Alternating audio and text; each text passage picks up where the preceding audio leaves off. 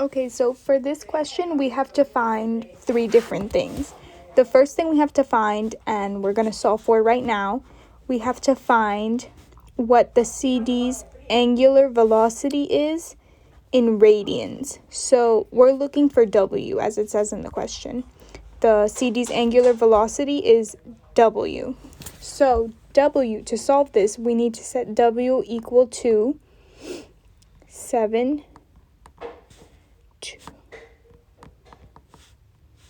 over 1 minute. So we need to multiply this by 1 minute, which is 60 seconds. And we're doing this because we want to find the angular velocity in radians per second. So then we multiply this by 2 pi radians over 1 revolution. So now we solve this and we'll get that here we can cross out the rev, we can cross out the minutes, and all we're left with is seconds and radians.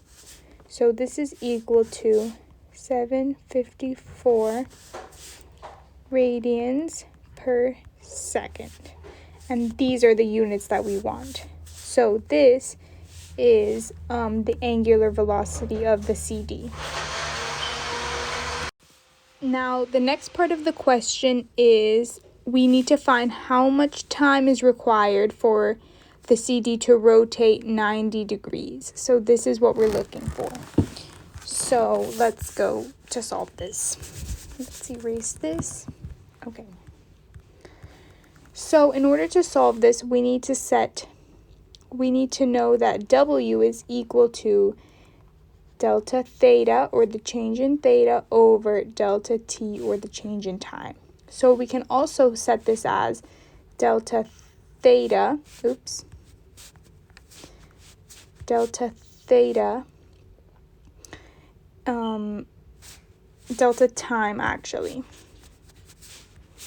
Delta t is equal to delta theta over W.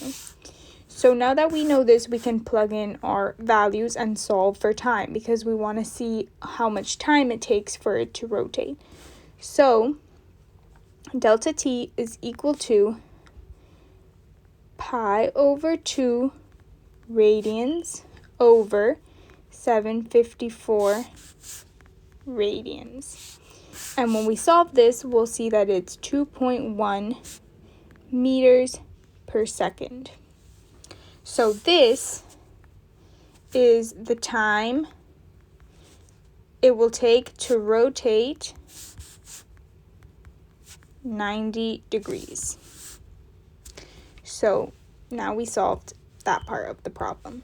So now let's go back up here and see what the last part is. So the last part is we need to find the average angular acceleration of the CD.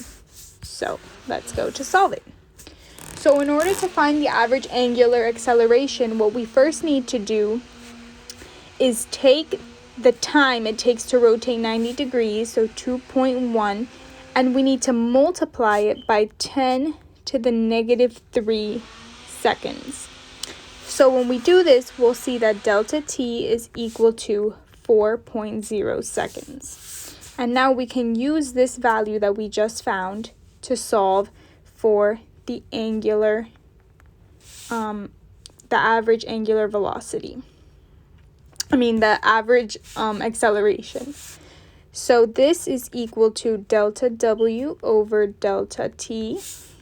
So now we can plug in our values. So we know that this is 754 divided by 4.0 seconds, which is what we just found here. This is radians per second. And this is equal to 189 radians per second squared. So this is the average acceleration. And that's how we solve this problem.